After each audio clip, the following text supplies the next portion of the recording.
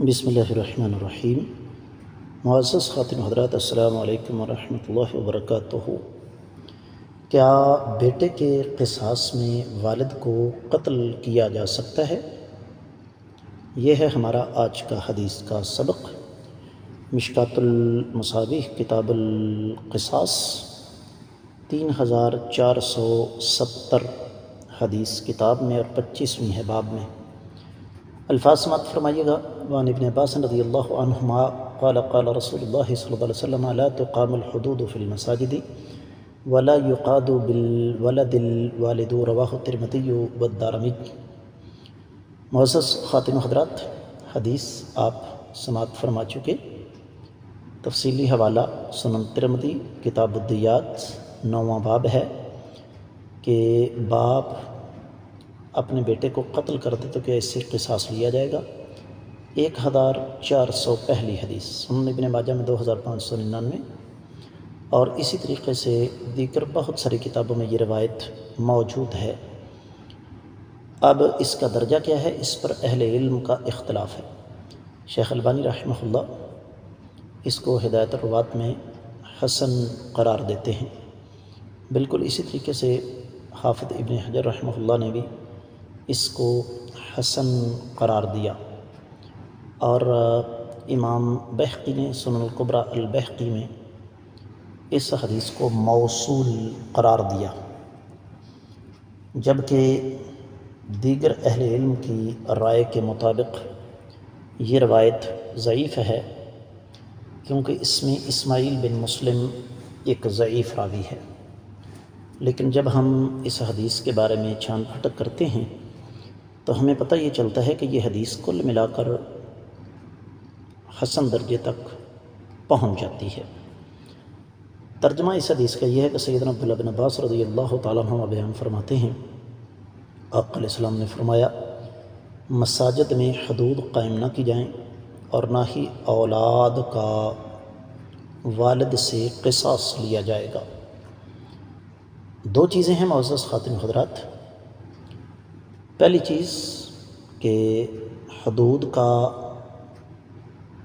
فیصلہ مسجد میں ہو سکتا ہے، بلکہ مسجد میں ہی ہوگا،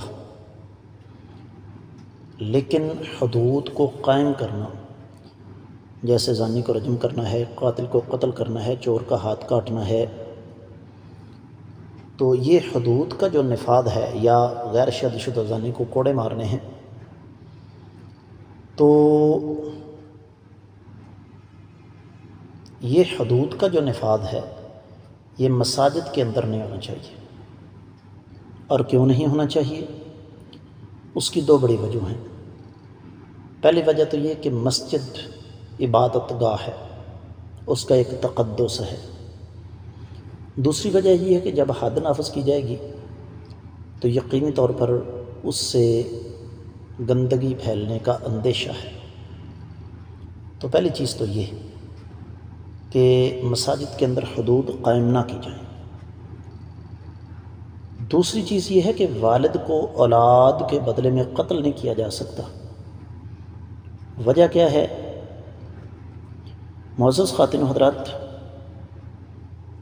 یہ ممکن نہیں، تقریباً ناممکن ہے کہ والد اپنے بچوں کو خود قتل کرے، لیکن اگر وہ ایسا کرتا ہے تو یہ معاملہ چونکہ قانون کا ہے اور شریعت اس حوالے سے بہت زیادہ محتاط ہے، تو یقیناً اس کے پیچھے بہت بڑی وجہ ہوگی۔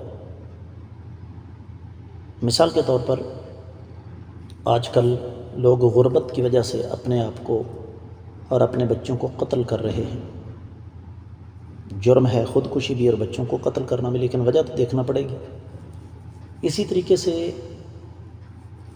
میاں بیوی کے جھگڑوں میں بچے پستے ہیں، عورت مرد کو ضد اتنا کر دیتی ہے کہ وہ فیڈ اپ ہو کر، ذہنی طور پر مفلوج ہو کر اگر ایسا قدم اٹھاتا ہے تو اس کو قصاصاً قتل نہیں کیا جا سکتا۔ ہاں، اس کا مطلب یہ بھی نہیں ہے کہ والد کو کھلی چھٹی دے دی جائے، کہ وہ اگر اپنے بچوں کو قتل کرتا ہے تو کرے، کوئی اس کو پوچھنے والا نہیں ہے، ایسی بات نہیں ہے، بلکہ دیکھا جائے گا حالات و واقعات کو، اور اس کے بعد اگلا مرحلہ یہ ہے کہ قصاص تو نہیں لیا جا سکتا، لیکن شریعت اسلامیہ نے دیت رکھی ہے، وہ بھی اس وجہ سے کہ عام حالات میں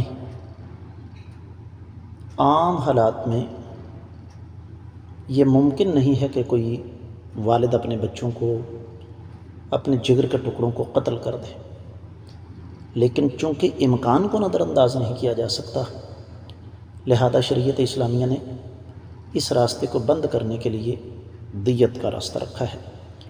میں امید کرتا ہوں کہ آپ کو یہ حدیث اچھی طرح سمجھ آ گئی ہوگی۔ اس کے ساتھ ہی آج کے سبق سے اجازت دیجیے۔ السلام علیکم ورحمۃ اللہ وبرکاتہ۔